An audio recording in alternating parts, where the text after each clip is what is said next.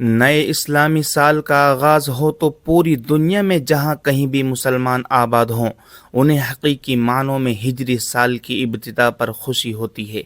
کیونکہ تاریخ اسلام کا تمام تر سرمایہ انہی قمری مہینوں اور ہجری تاریخ سے ہی وابستہ ہے۔ ارکان اسلام، حج و روزے کا حساب اسی اسلامی کیلنڈر سے کیا جاتا ہے۔ عید و قربانی جیسے شعائر اسلام کا تعلق بھی اسی اسلامی سال کے ساتھ ہے، مگر یہ کہ امر واقع یہ ہے کہ آج کا مسلمان اپنے ماضی کی شاندار روایات کو نظر انداز کرتا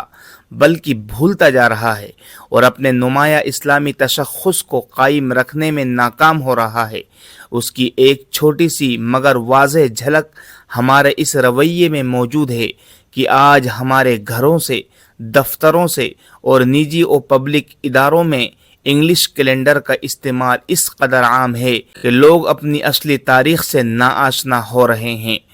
آپ کبھی سروے کر کے دیکھیں تو شاید 10% مسلمان بھی ایسے نہ ملیں جنہیں یومیہ ہجری تاریخ کا پتہ تو درکنار ہجری سال کے 12 مہینوں کے نام ہی آتے ہوں۔ یہ کتنا افسوسناک ہے، اور اس سے بڑھ کر کہ ہمارے اجتماعی کردار کا افسوسناک پہلو یہ ہے کہ انگلش کیلنڈر کے پہلے مہینے کا آغاز تو ہم ہیپی نیو ایئر کہتے ہوئے ایک دوسرے کو ملتے ہیں، لیکن اس کے برعکس جب ہمارا اپنا اسلامی سال شروع ہوتا ہے تو یہ احساس بھی نہیں ہوتا کہ ہمارا اپنا سال شروع ہو چکا ہے، اور تاریخ کے ایک المناک حادثہ شہادت حضرت حسین کی وجہ سے صرف اتنا معلوم ہو جاتا ہے کہ محرم شروع ہو گیا ہے۔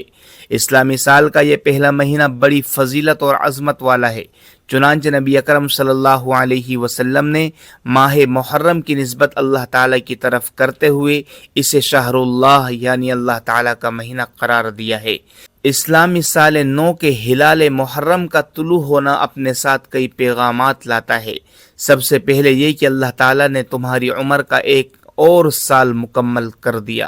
بالفاظ دیگر تمہاری کل عمر میں سے ایک سال اور کم ہو گیا۔ اس لیے ہمیں شاداں و فرحاں ہونے کے ساتھ فکر مندی بھی ہونا چاہیے کہ ہماری عمر کا بیلنس کم ہو رہا ہے۔ سال نو کے آغاز کے موقع کو غنیمت سمجھتے ہوئے دعائیں مانگنا چاہیے کہ اللہ اس نئے سال کو ہمارے لیے انفرادی و اجتماعی مسرتوں اور قومی و ملی خوشیوں کا پیامبر بنا دے۔ اے اللہ ہمارے الجھے ہوئے پیچیدہ انفرادی، جماعتی و ملکی اور عالمی مسائل کو سلجھا دے۔ اے اللہ ہمیں صحت و عافیت اور جانی و مالی خوشی عطا فرما۔ اے اللہ اس نئے سال میں ہمیں سال ماضی کی نسبت کار خیر و نیکی و تقوی کی زیادہ توفیق سے نواز دے۔ اسلامی سال نو کے آغاز پر ذکر الہی کی کثرت کے ساتھ ساتھ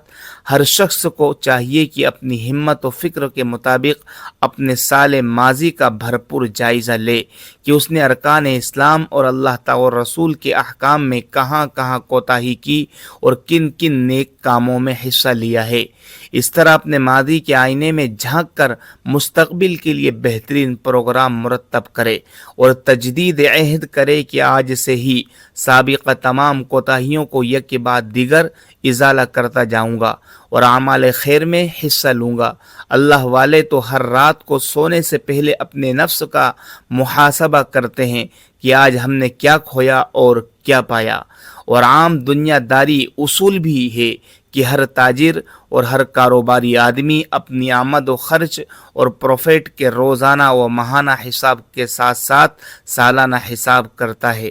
اس مالی حساب و کتاب کی طرح ہی ہمیں اپنے نفس کا حساب بھی کرنا چاہیے کہ اس نے نیکیاں کر کے کیا کمایا اور برائیوں میں پڑ کر کیا گنوایا، اور جس طرح تجارتی و مالی امور میں ہر نئے سال کا بجٹ تیار کیا جاتا ہے، اسی طرح ہی سال نو کے آغاز پر ہمیں اپنا روحانی و عملی بجٹ بھی تیار کرنا چاہیے۔